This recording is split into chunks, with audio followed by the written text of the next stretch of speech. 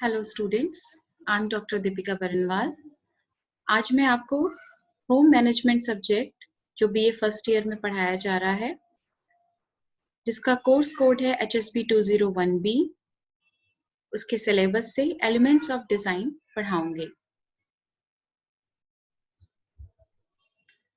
Elements of design क्या होते हैं कि जब भी किसी डिजाइन हम क्यों बनाते हैं, किसी भी चीज को सुंदर और आकर्षक बनाने के लिए।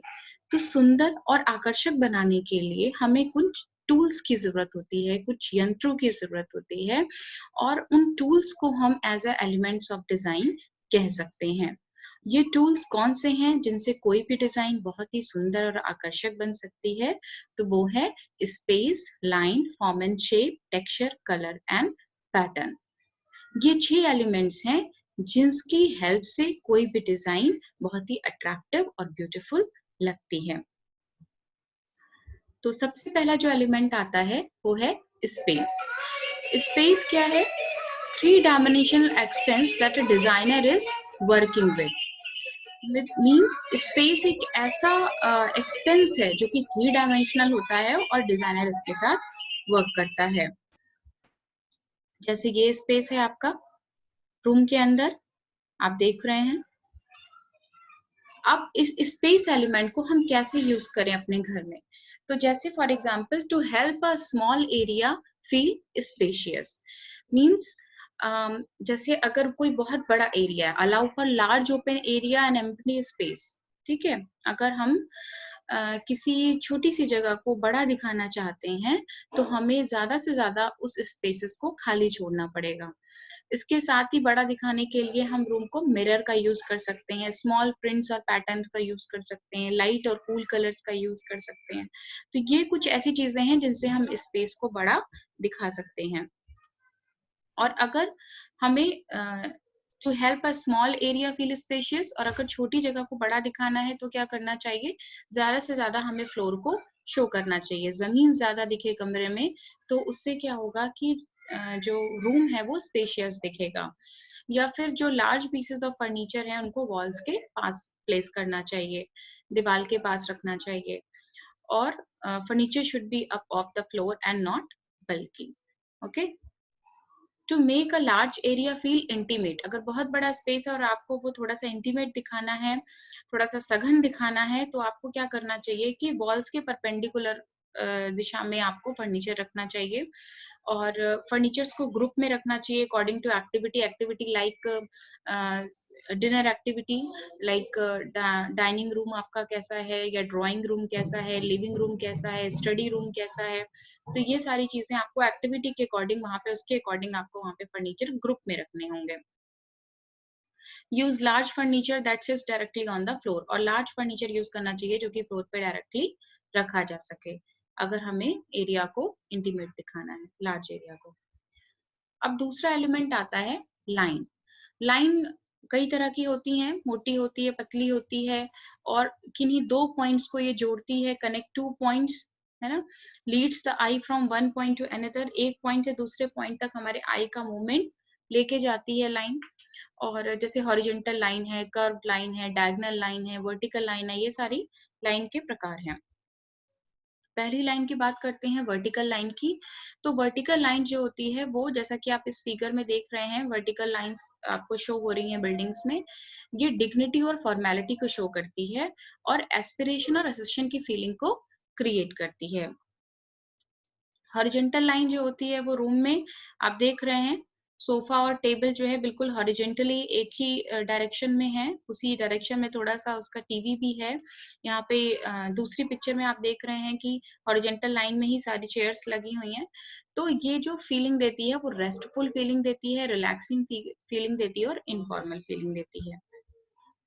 तीसरी लाइन आती है डायगोनल लाइन। ये एक्टिवनेस को, मूवमेंट का फीलिंग क्रिएट करती है। जैसे आप ज्यादातर ये जितने भी जो आपके सीढ़ियां होती हैं वहां पर स्टेयर्स में इनका यूज होता है डायगोनल लाइन में। ये मूवमेंट को शो करती हैं। कर्व्ड लाइन जो होती है वो अपवर्ड लिफ्ट्स एंड इंस्पायर्स। अगर ऊपर की तरफ कर्व लाइन है तो ये लिफ्ट करती है, इंस्पायर करती है, और हॉरिजॉन्टली अगर कर्व लाइन है तो वो रिलैक्सिंग की फीलिंग देती है, जेंटलनेस और फेमिनिटी की फीलिंग देती है। अगर डाउनवर्ड कर्व लाइन है तो वो सैडनेस और सीरियसनेस की फीलिंग होती है, और स्मॉल कर्व लाइन है तो वो प्लेफुल की फीलिंग देती है। तो इस तरीके से आपने देखा कि चारों तरह की जो लाइन है उनका एक अलग अलग रोल है जो कि साइकोलॉजिकल हमसे कनेक्टेड है। तीसरा जो एलिमेंट आता है डिजाइन का वो है शेप।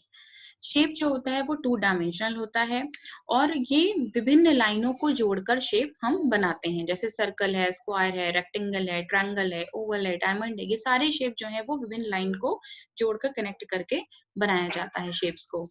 फॉर्म जो होते हैं वो 3 डायमेंशनल होते हैं, और ये स्पेस को एनक्लोज करते हैं, जैसे स्फीयर्स है, सिलेंडर्स है, कोन है, क्यूब है, पिरामिड्स हैं। ये सारे फॉर्म्स होते हैं जो कि शेप से ही बनते हैं, और ये 3 डायमेंशनल होते हैं। यहाँ पर आप देख सकते हैं form, the shape of an object is form, okay, like square, rectangle, round, Oval. Form in a room should be harmonious. किसी भी रूम में जो फॉर्म्स होने चाहिए वो एक तरह के होने चाहिए, और ज्यादातर जो रेक्टेंगुलर शेप होता है वो ज्यादा आई को प्लीजिंग लगता है, ज्यादा अच्छा लगता है, और ज्यादातर ये रूम में यूज किया जाता है। अगर हम शेप और फॉर्म में डिफरेंस की बात करें तो आप देखेंगे कि शेप जो होता है वो refers to the measurable identifiable contours of an object, और generally expressed in relation to its outline like square, round और ट्रायंगल। शेप जो होता है वो जनरली किसी भी ऑब्जेक्ट की जो आउटलाइन होती है उसको डिफाइन करता है, मेजरेबल होता है और आइडेंटिफिएबल होता है। फॉर्म्स जो होते हैं takes account of shape but it also encompasses substance. ये सब्सटेंस को भी दिखाता है क्योंकि ये 3D वॉल्यूम का होता है। Okay, now fourth element is texture. Texture में क्या होता है? टेक्सचर की ये एक क्वालिटी होती है कि ये फीलिंग देता है, किसी भी चीज को छूकर या देखकर कैसी फीलिंग आती है। The surface quality of an object और आइटम। टेक्सचर में सरफेस क्वालिटी किसी भी सब्जेक्ट की देखी जाती है, किसी भी ऑब्जेक्ट की देखी जाती है। टेक्टाइल मतलब उसको छूने में वो कैसा है, how the object feels to touch, can feel the variation in the surface, मतलब वो खुरदरा है या चिकना है, कैसा है फील, मतलब छूने में कैसी चीज है। विजुअल में an illusion, how the object appears to feel, मतलब देखने में वो कैसा फीलिंग दे रहा है। And applied using line, colour and shading, इनका यूज करके हम टेक्सचर को विजुअली अप्लाई कर सकते हैं।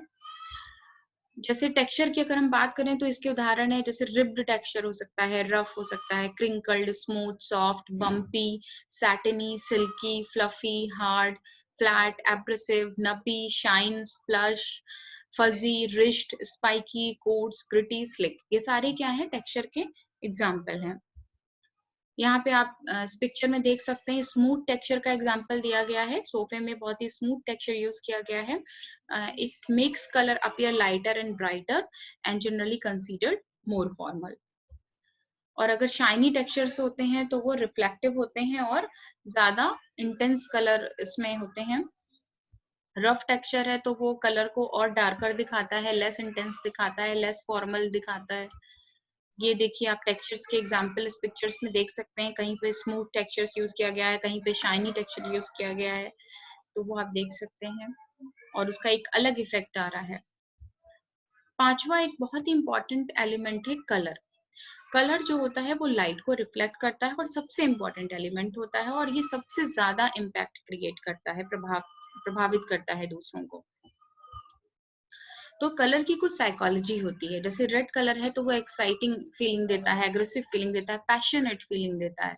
ऑरेंज कलर अर्थी, वार्म, होपफुल की फीलिंग देता है। इसी तरीके से आप स्लाइड में देख सकते हैं कि डिफरेंट कलर्स जो होते हैं वो डिफरेंट तरीके से हमारे इमोशंस को अफेक्ट करते हैं, और हर एक कलर का एक अलग साइकोलॉजी होती है। You can see in the slide. Now it is very important for your examination, that is dimensions of color. Hindi में इसे बोलते हैं रंगों की विमाएं। अब रंगों की विमाओं को दो तरीके से क्वेश्चंस पूछे जा सकते हैं कि रंगों की क्वालिटीज क्या है, मतलब गुण क्या है, या रंगों की विशेषताएं क्या हैं, या रंगों की विमाएं क्या हैं। इन तीनों का आंसर एक ही होगा। तो बेसिकली रंगों की जो कलर्स की डायमेंशंस होती हैं, या क्वालिटीज होती हैं, या कैरेक्टरिस्टिक्स होती हैं, तो वो तीन होती हैं, that is hue, value and intensity. ये तीन चीजें आपको याद रखनी है, थ्री क्वालिटीज और dimensions of a colour, that is hue, value and intensity. Hue क्या? What is hue? The technical word for color, the name given to a color such as red or yellow that distinguish one color from another. It means that hue क्या कर रहा है? किसी भी रंग का जो नाम है वो hue दे रहा है, और hue की ये खासियत होती है जितने भी प्राइमरी कलर्स होते हैं वो hue होते हैं। जैसे अभी आगे हम आपको बताएंगे। अभी आप इसमें पढ़िए वैल्यूज। दूसरा जो आपका कैरेक्टरिस्टिक्स है वो है वैल्यू, द लाइटनेस और darkness of a colour. Value क्या होती है? किसी भी कलर की जो लाइटनेस और डार्कनेस है, जो हल्कापन और गाढ़ापन है, वो वैल्यू क्रिएट करता है। दो तरीके से वैल्यू क्रिएट की जा सकती है, एक टिंट और दूसरी शेड। टिंट में क्या होता है? द लाइटर ह्यू होता है। ये कैसे क्रिएट करते हैं? जब भी हम किसी कलर में या ह्यू में व्हाइट कलर ऐड करते हैं तो वो टिंट बनता है। और शेड बनाने के लिए जब भी हम डार्कर ह्यू क्रिएट करना होता है तो हम ब्लैक कलर ऐड करते जाते हैं तो वो शेड बनता जाता है। तो वैल्यूज में दो चीजें आती हैं, टिंट और shade. Tint is lighter and shade is darker. तीसरी जो कैरेक्टरिस्टिक्स है कलर की वो है इंटेंसिटी, द ब्राइटनेस और dullness of a colour. Okay, what is intensity? कि ब्राइटनेस और dullness of colour is called as intensity of a colour. चौथी चीज होती है न्यूट्रल। न्यूट्रल कलर्स कौन से होते हैं? ब्लैक, व्हाइट, बीज एंड ग्रे। न्यूट्रल्स को अलोन भी यूज किया सकता है, अकेले भी, और डिफरेंट कलर्स के साथ भी हम न्यूट्रल कलर्स को यूज कर सकते हैं। अब बारी आती है कलर व्हील की। ये भी बहुत इंपॉर्टेंट है। कलर व्हील का अगर हम आपसे एक लाइन में डेफिनेशन पूछे तो आप यहाँ लिख सकते हैं, a diagram that illustrate hues and their relationship to each other. मतलब एक ऐसा डायग्राम जिसमें डिफरेंट ह्यूज को दिखाया जाता है और उनके आपस के संबंध को दर्शाया जाता है, तो उस डायग्राम को हम कलर व्हील कह सकते हैं। जैसे ये पिक्चर आपको पूरी कलर व्हील यहाँ पर बनी हुई है, जहाँ पे प्राइमरी, सेकेंडरी और टर्शरी कलर्स को शो किया गया है। ये आपकी कलर व्हील है। अब हम कलर व्हील में प्राइमरी ह्यूज की बात कर रहे हैं, that is red, yellow and blue, and these colours can not be made by using any other colour. Okay, all other colors are made from a combination of these, but these three colors are also known as chromatic colors. In colors को आप दूसरे color से नहीं बना सकते, इसीलिए इनको हम primary hues कहते हैं। Okay, that is red, yellow and blue. और इनको chromatic colors भी कहते हैं। Secondary hues क्या होते हैं कि जब दो equal amount में primary color हम mix करते हैं तो secondary hues बनते हैं। That is orange, green and violet. Intermediate hues क्या होते हैं? Blue violet, blue green, yellow orange, red violet. ये कलर्स मेड बाय ये इन कलर्स में क्या करते हैं कि एक प्राइमरी और एक सेकेंडरी जो बगल बगल के कलर्स होते हैं उनको मिक्स करके हम इंटरमीडिएट कलर्स बनाते हैं, जिनको हम टर्शरी कलर्स भी कहते हैं। अब बारी आती है वार्म एंड कूल कलर्स की। वार्म कलर जैसे red, orange, yellow, think of the sun and its warmth. And cool colours that is green, blue and violet, think of the calmness of the ocean or sky. Now it is very important color schemes. Color scheme को अगर one line में define करें तो कैसे करेंगे? Plan that can be used to provide harmonious color combinations. Colour scheme में क्या कर रहे हैं कि डिफरेंट कलर कॉम्बिनेशन को हार्मनी उसमें क्रिएट करके और फिर हम उस प्लान को जब दर्शा रहे हैं तो वो कलर स्कीम में। दो तरह की कलर स्कीम होती है, एक होती है रिलेटेड कलर स्कीम और दूसरी होती है contrasting colour scheme. Related colour schemes में तीन होती हैं, monochromatic colour scheme, analogous and accented neutrals. Contrasting colour schemes में सिंपल कॉम्प्लीमेंट्री, स्प्लिट कॉम्प्लीमेंट्री और ट्राई। अब रिलेटेड कलर स्कीम और कंट्रास्टिंग कलर स्कीम में नाम से ही शो हो रहा है कि रिलेटेड कलर स्कीम में एक जैसे कलर्स को ही हम कॉम्बिनेशंस दिखाते हैं, जबकि कंट्रास्टिंग में हम एक दूसरे के विपरीत रंगों का कलर कॉम्बिनेशन शो करते हैं। आइए देखते हैं, ये पिक्चर आपको पूरे कलर स्कीम्स दिखा रहा है। मोनोक्रोमैटिक में सिर्फ एक कलर का यूज किया जा रहा है। एडजेसेंट या एनालॉगस में आसपास के दो मिलते जुलते कलर्स को दिखाया जा रहा है। कॉम्प्लीमेंट्री कलर्स में एक दूसरे के विपरीत रंगों को दिखाया जा रहा है। ट्राइड कलर स्कीम्स में तीन रंगों का यूज किया जा रहा है। उसी तरीके से सिंगल स्प्लिट कॉम्प्लीमेंट्री है, उसी तरीके से डबल स्प्लिट कॉम्प्लीमेंट्री है, यहाँ पर आप देख सकते हैं। सिक्स्थ जो एलिमेंट है वो आपका आता है pattern. Pattern is the repetition of a decorative motive on a surface related to visual texture and pattern can create optical illusion in an interior space. Pattern कैसे बन रहा है? जब भी हम किसी डेकोरेटिव मोटिव को सरफेस पर कई बार रिपीट कर देते हैं तो वो पैटर्न बन जाता है। और ये विजुअल टेक्सचर से भी रिलेटेड होता है। पैटर्न को हम इंटीरियर स्पेस में ऑप्टिकल इल्यूजन से भी क्रिएट कर सकते हैं। When using several patterns, जब भी हमको रूम में ढेर सारे पैटर्न्स को यूज करना होता है, then the size of the pattern should fit the size of the object. तो वो जो पर्टिकुलर पैटर्न आप यूज कर रहे हैं वो उस वस्तु की साइज के अकॉर्डिंग फिट होना चाहिए, और जहां जिस स्पेस में वो रखा गया है उसके अकॉर्डिंग भी उसे उस पैटर्न को उसके अकॉर्डिंग फिट होना चाहिए। Pattern should have an element that unites them. Pattern एक ऐसा एलिमेंट है जो कि सारे एलिमेंट्स को यूनाइट कर देता है, एक साथ ला के दिखाता है। जैसे यहाँ पर इस स्लाइड में आप डिफरेंट पैटर्न्स को देख सकते हैं। तो आपने अभी देखा कि इस पूरी लेक्चर में एलिमेंट्स ऑफ डिजाइन को बताया गया। तो समरी अगर हम कहें तो समरी में अगर हम बात करें तो बेसिकली 6 एलिमेंट्स होते हैं, that is space, colour, form and shape, texture, pattern. Okay, तो इन सारे आई होप कि आपको सारे एलिमेंट समझ में आए होंगे। Thank you.